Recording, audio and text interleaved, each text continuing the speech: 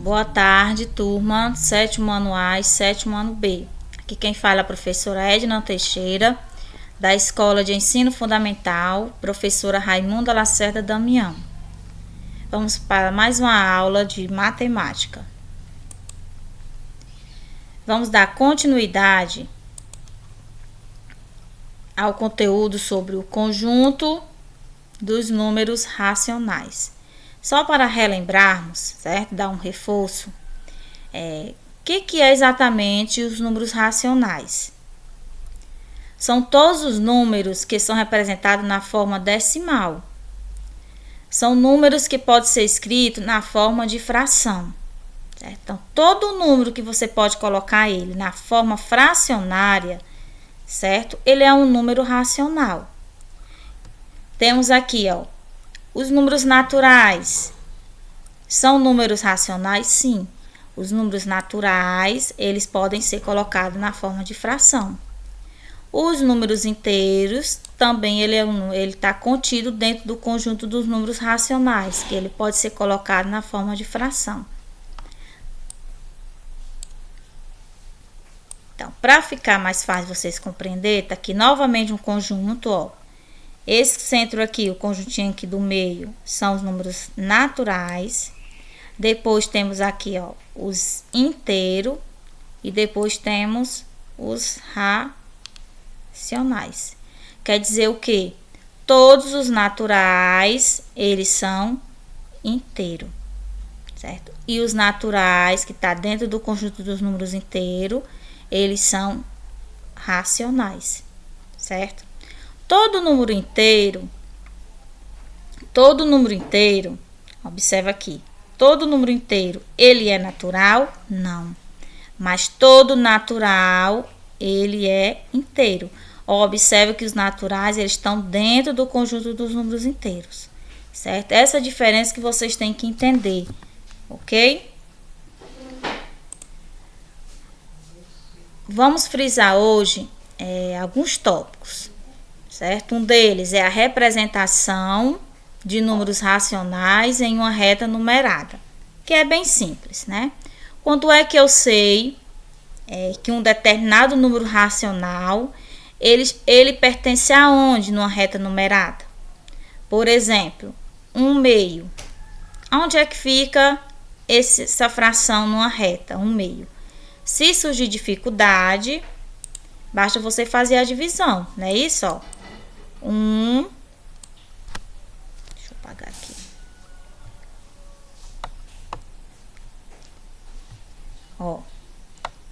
1 dividido por 2. Certo? 1 dividido por 2 não dá. O que se faz? Coloca um zero. Um zero, uma vírgula. Quociente. Então, 10 dividido por 2, 5. Não é isso? E 5 vezes 2, 10. Fiz só para vocês saberem, mas todo mundo creio que sabe que 1/2 vai dar 0,5. Então, 0,5 na reta numérica, ou numerada, ele está entre o quê? O 0 e o 1. Como ele é positivo, ele vai estar na reta numerada do lado positivo. Então, vai estar entre o 0 e o 1. Menos 1,5. Olha que é negativo. Logicamente, vai estar entre o menos 2 e o menos 1. Aqui, Menos 1 e menos 2. Então, tá aqui, Negativo. E assim por diante, né?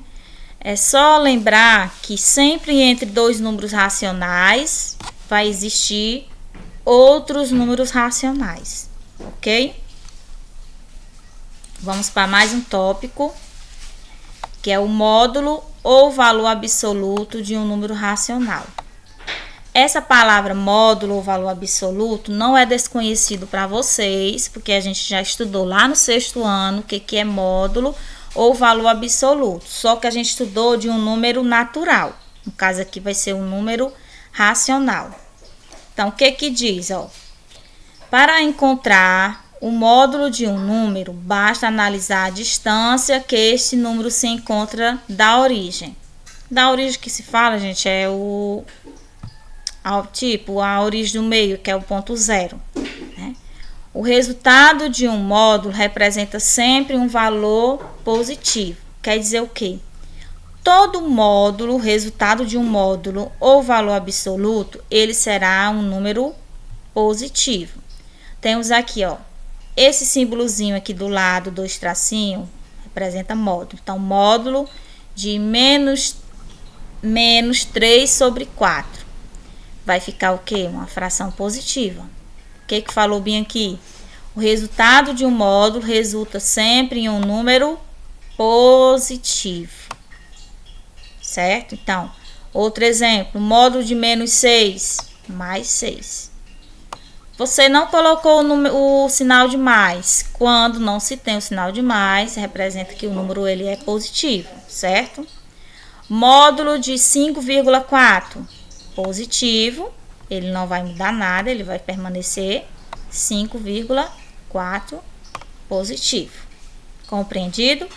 Então, valor absoluto ou módulo de um número, né? Ele vai ser sempre um número positivo, ok? Próximo assunto, um dos mais simples, que é o oposto ou simétrico de um número racional, certo? Esse oposto ou simétrico, pessoal, é o contrário. Contrário. Oposto já diz. Exemplo, menos 1,3. O oposto de menos 1,3, 1,3 positivo. Quando no racional ele é positivo, ó, 4 sobre 5, logicamente ele ficará negativo, certo?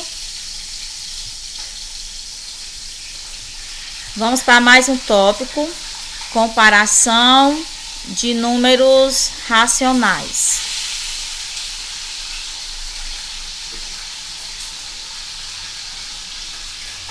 Primeiro assunto de comparação de números racionais, vamos ver quando os denominadores eles são iguais. Temos aqui, ó, 8 sobre 12, tá representando aqui as amêndoas. Chocolate, 12 sobre 12 avos. Aliás, desculpa, 11 sobre 12 avos. E nós, tá representando 4 sobre 12 avos. Observa que todos têm os denominadores iguais, certo? Quando se tem os denominadores iguais, você vai olhar para o numerador. O numerador que for maior, a fração será maior. Então, por isso que ficou aqui, ó. Primeiro 11 sobre 12 avos. Maior, observa aqui o símbolozinho. Deixa eu apagar isso aqui. Pronto. Maior, ó, do que 8 sobre 12 avos, que é maior do que 4 e 12 avos. Então, quando se tem denominadores iguais, você vai verificar o numerador. Aquele que for maior, a fração será maior, certo? Quando os numeradores for maior, já vai ser o contrário. Você vai olhar para o denominador, certo? Aqui, a maior fração é aquele que tem o numerador maior, mas aqui já é o contrário. A maior fração será a que tiver o denominador menor. Deixa eu apagar aqui, a outra cor. No caso, ó, o 2, certo? Então, 1/2 é maior do que 1/3. 1/3 é maior do que 1/4. Se surgir dúvidas, é só você fazer a divisão. Ó, eu já sei que 1 dividido por 2 é 0,5. E 1 dividido por 3, você fazendo a divisão, vou mostrar aqui, apesar que eu sei que vai dar uma dízima, ó. Certo? Bota um 0. E um 0 uma vírgula. 10 dividido por 3, 3. 3 vezes 3, 9. Então, temos aqui 10 tirando 9, 1. Aqui você observa que vai dar uma dízima, porque 10 novamente por 3 vai dar 3, 3, 3, 3, certo? Vai dar uma dízima periódica. Então, quem é maior? 0,5 ou 0,3 dízima, certo?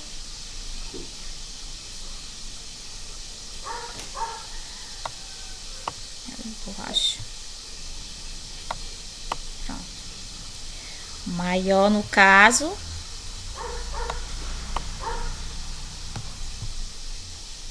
vai ser 0,5. Então, por isso que 1/2 ele é maior do que 1/3 e 1/3 é maior do que 1/4.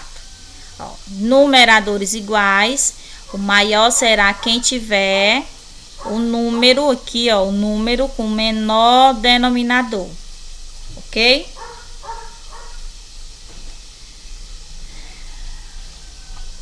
Agora vamos para cá, ó.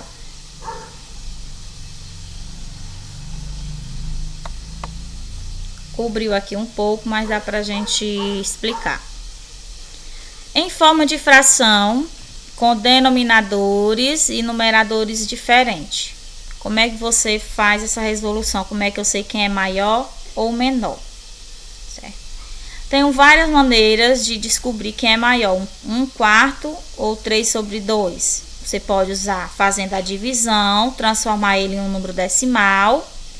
Ou o exemplo que eu citei aqui foi transformando eles em frações equivalentes. Também no sexto ano a gente viu o que são frações equivalentes. São frações que têm o mesmo valor, certo? É só você multiplicar a fração por um determinado número, que a fração seguinte que você descobrir, ó, ela vai ser uma fração equivalente. Aqui eu dei o exemplo, ó. 1 vezes 2, 2 e 4 vezes 2, 8. O mesmo número que você multiplica com o numerador, você tem que multiplicar com o denominador. Como é que eu sei que elas são frações iguais? Vamos voltando e fazer a divisão, ó. 2 dividido por 2 dá 1 e 8 dividido por 2 dá 4, certo? A mesma coisa você vai fazer com a segunda fração.